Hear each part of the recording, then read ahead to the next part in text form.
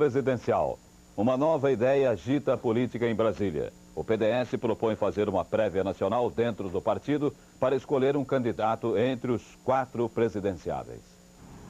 A sugestão da prévia foi apresentada hoje de manhã ao presidente Figueiredo pelo senador José Sarney. O presidente Figueiredo achou a ideia ótima e deu sinal verde para a realização da prévia. Agora, o senador Sarney, presidente do PDS, vai convocar o Diretório Nacional do partido para aprovar ou não a ideia.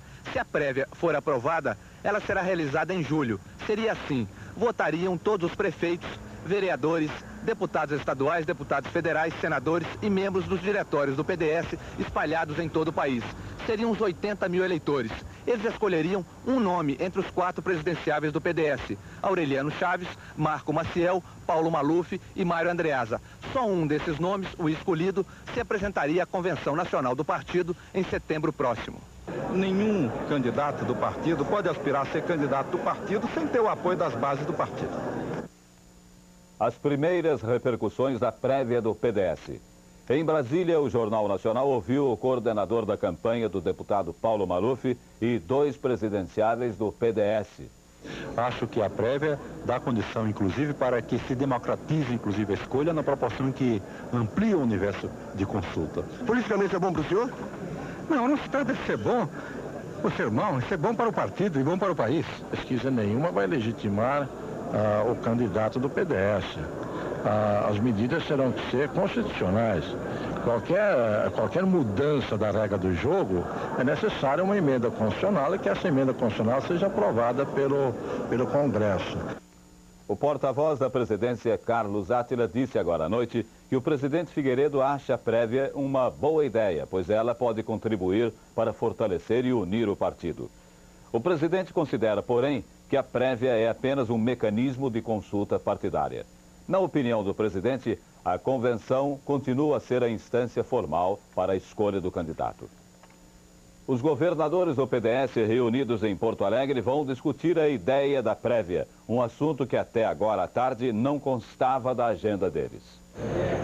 Os 7 governadores e 2 vice-governadores do PDS presentes à reunião não saíram por nada do gabinete de Jair Soares durante toda a tarde. Só não vieram os representantes da Bahia, Mato Grosso e Maranhão. Em pauta, 2 assuntos: a reforma tributária e a sucessão presidencial. Até o início dessa noite, quando a reunião ainda continuava, sabia-se apenas que os governadores buscavam consenso para a redação de uma subemenda de reforma tributária que seria encaminhada na votação da emenda Figueiredo e que ampliaria a participação dos estados. A proposta de realização de uma prévia para a definição do candidato do PDS à sucessão de Figueiredo chegou aqui ao Palácio Piratini no final da tarde e foi imediatamente encaminhada à apreciação dos governadores. A expectativa é de que nessa mesma reunião os governadores tomem uma posição sobre a proposta. A ideia já foi colocada em prática com sucesso aqui no Rio Grande do Sul para a definição do candidato do PDS ao governo do estado nas últimas eleições. Logo mais no Jornal da Globo, reportagem completa sobre a reunião dos governadores do Sul. E mais repercussão da prévia do PDS. Políticos do partido e da oposição comentam a ideia que pode mudar os rumos da sucessão presidencial. A emenda do governo que prevê diretas em 88 poderá ser votada em agosto. A executiva do PMDB decidiu hoje em Brasília que só aprova uma data para a votação da emenda se tiver o apoio dos outros partidos da oposição. A decisão foi anunciada pelo presidente do PMDB, o deputado Ulisses Guimarães. A sucessão nos Estados Unidos. O ex-vice-presidente Walter Mondale ganha outras primárias e acha que já é o candidato do Partido Democrata. De Nova York, o correspondente Lucas Mendes. Os balões da vitória subiram no QG de Mondale, em Minnesota. Ele disse que faltando 1 minuto para meia-noite, ele tinha 2.008 delegados comprometidos com ele. São 41, além do número necessário para garantir a indicação do partido na convenção. Walter Mondale fez elogios às campanhas dos 2 adversários e disse que o partido é como uma família, onde as discussões acontecem, mas sempre prevalece a união. No QG do senador Gary Hart, em Los Angeles, os balões também subiram. Ele ganhou bem na Califórnia, mas perdeu firme em Nova Jersey. E para parar Mondale, ele teria de ter ganho os 2 estados. Mas ele não está falando em paz e união. Pelo contrário, diz que vai levar a luta para o plenário da convenção porque ganhou mais plebiscitos partidários e que o sistema de repartição de delegados pelo voto popular foi injusto com ele. No QG de Jesse Jackson não havia balões, mas a palavra de ordem também era de luta. Ele disse que vai à convenção fazer cobranças. Mas de todas as áreas do partido está chegando um recado que é hora de acabar com o bate-boca e unir em torno de Mondale. O povo adora uma luta, diz o líder da maioria na Câmara, mas detesta um desmancha-prazer. Omar volta a ameaçar Olinda em Pernambuco. Veja em instantes a destruição provocada por uma ressaca nos últimos dias.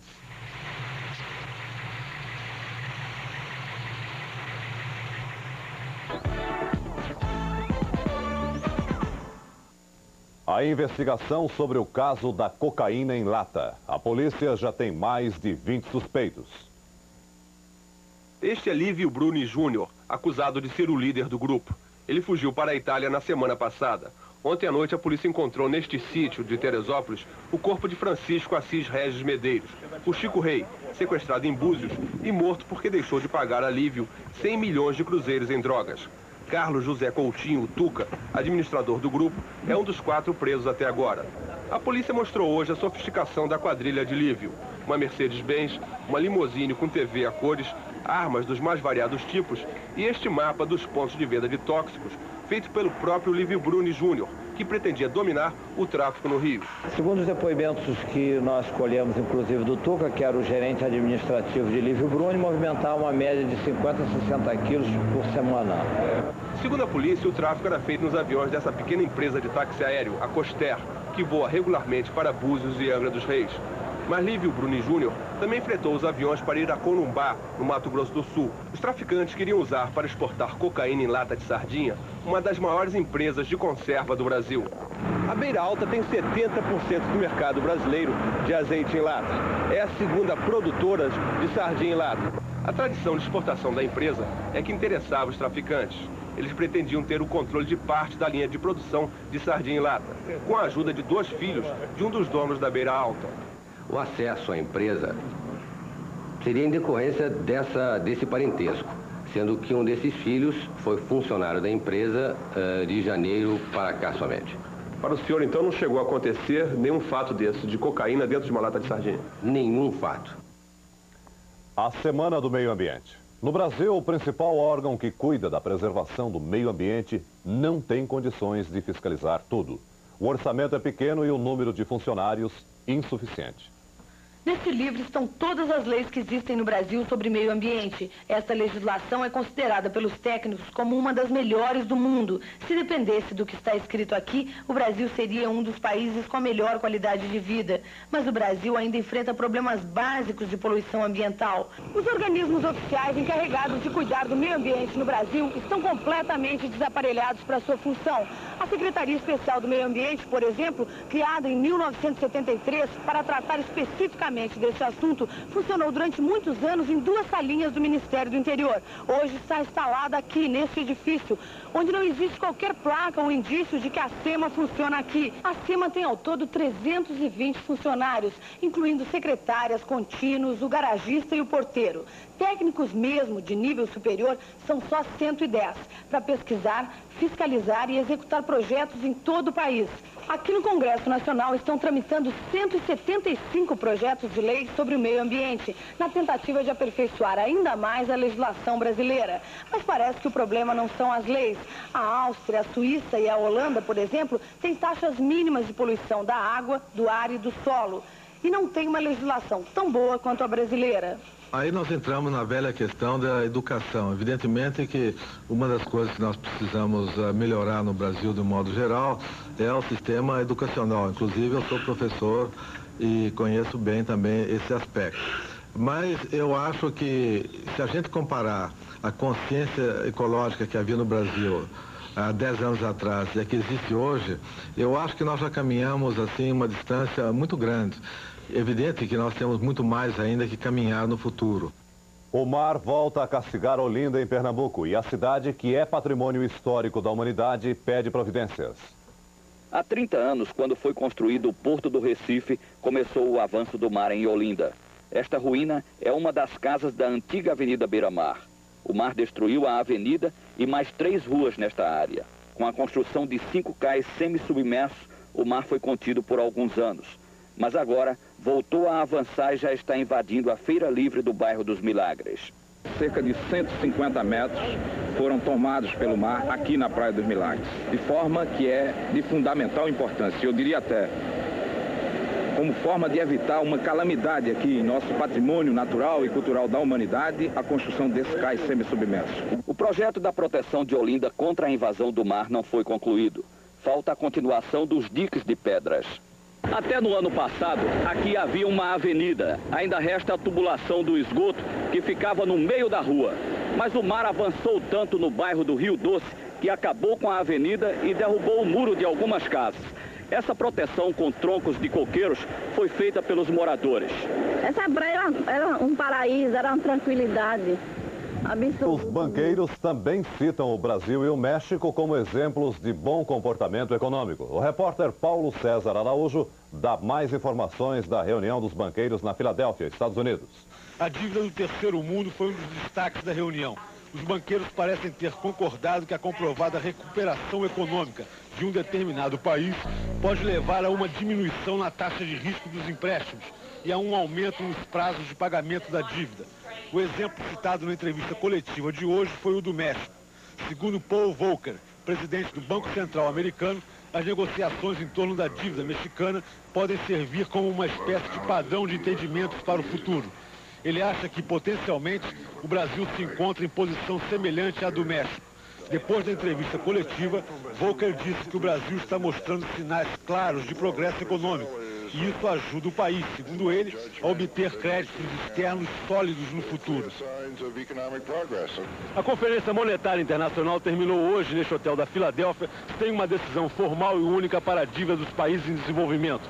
Mas o que parece ter resultado de positivo é que os grandes banqueiros querem inaugurar uma nova fase na relação com os devedores. Uma fase em que eles estariam dispostos a dar melhores condições de pagamento aos países que apresentam bons resultados de recuperação econômica. O primeiro a receber esses benefícios seria o México e, numa segunda etapa, o Brasil. A dívida externa da América Latina. Em Londres, os embaixadores de 7 países latino-americanos entregam a carta endereçada aos 7 países desenvolvidos que se reúnem amanhã. Foi um acontecimento tão discreto quanto importante. 6 embaixadores latino-americanos visitaram hoje simultaneamente o Ministério Britânico de Relações Exteriores. Entre eles, Mário Gibson Barbosa, representando o Brasil, e também a Argentina, que está sem diplomatas na Inglaterra. A importância estava no que cada um levava nas mãos. Uma carta dirigida à primeira-ministra inglesa. No primeiro andar, e sem a presença de câmaras, eles entregaram a um alto diplomata encarregado de assuntos econômicos uma mensagem assinada por 7 presidentes latino-americanos e dirigida, através de Margaret Thatcher, aos líderes das 7 nações industrializadas que amanhã começam um encontro econômico em Londres. Com essa atitude, os governos do Brasil, Argentina, México, Colômbia, Venezuela, Peru e Equador fazem com que o assunto dívida latino-americana seja ainda mais importante do que se previa na pauta da reunião dos países ricos. O conteúdo da carta está sendo divulgado nas capitais dos 7 países signatários. Em Brasília, o Itamaraty divulgou agora há pouco o conteúdo da carta aos ricos. A situação da América Latina é de difícil sustentação, com redução da renda per capita e do produto real. E não há possibilidade de recuperação enquanto continuarem altos os juros, duras as regras do Fundo Monetário e forte protecionismo no comércio internacional. Esta é a colocação feita na nota dos 7 presidentes latino-americanos aos 7 chefes de governo dos países industrializados. E eles pedem que a dívida externa da América Latina seja tratada com critérios mais justos e mais igualitários e de maneira urgente. A nota diz literalmente: não é possível pensar que os problemas possam resolver-se apenas através do contato com os bancos ou com a participação isolada das organizações financeiras internacionais. Os 7 presidentes pedem ainda uma manifestação da vontade política dos países industrializados e um diálogo construtivo entre credores e devedores para se chegar a medidas concretas que aliviem a carga do endividamento externo. O Itamaraty anunciou também que a reunião dos países latino-americanos para discutir o problema da dívida externa será em Cartagena, na Colômbia, nos dias 21 e 22 de junho. Os 40 anos do dia D, o dia do desembarque. Nesse dia, 6 de junho de 44, um exército de 150 mil homens atravessou o Canal da Mancha e invadiu a costa da Normandia, na França. A França estava ocupada pelas forças nazistas. Foi a maior invasão por mar até hoje. Uma batalha feroz. No final, 18 mil mortos. 10 mil soldados aliados e 8 mil alemães. Mas foi um esforço decisivo para a derrota do nazismo na Segunda Grande Guerra Mundial. Os líderes dos países aliados comemoram o aniversário do dia D nas praias da Normandia. O repórter Renato Machado conta como foi a cerimônia. Foi a segunda invasão da Normandia. A primeira, há 40 anos, libertou a Europa do nazismo.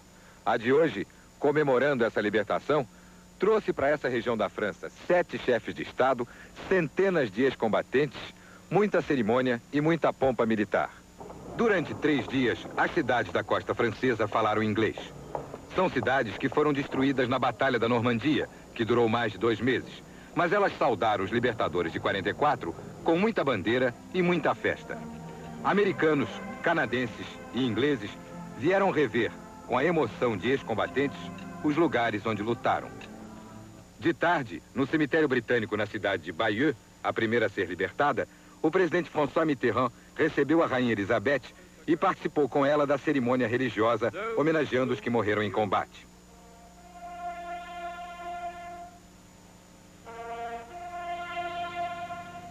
O presidente Ronald Reagan organizou no início da tarde uma cerimônia só para americanos. Ele fez questão de ver de perto a ponta de Ock, onde um batalhão de Rangers encontrou resistência forte dos alemães. O desembarque americano nesta praia, a de Omaha, foi o mais difícil. Mais de 2 mil soldados morreram aqui. No fim de uma tarde de sol e céu claro nas praias normandas, o encontro dos aliados. Reagan, Mitterrand, a rainha Elizabeth, a rainha Beatriz da Holanda, o rei Balduíno da Bélgica, o rei Olavo da Noruega e o primeiro-ministro Pierre Trudeau do Canadá. Foi um acontecimento solene na praia de Utah e que também serviu para mostrar a força de uma união política, o entendimento de europeus e americanos. Mas em todas as cerimônias, os líderes lembraram a vitória decisiva que foi o começo do fim da Segunda Guerra Mundial.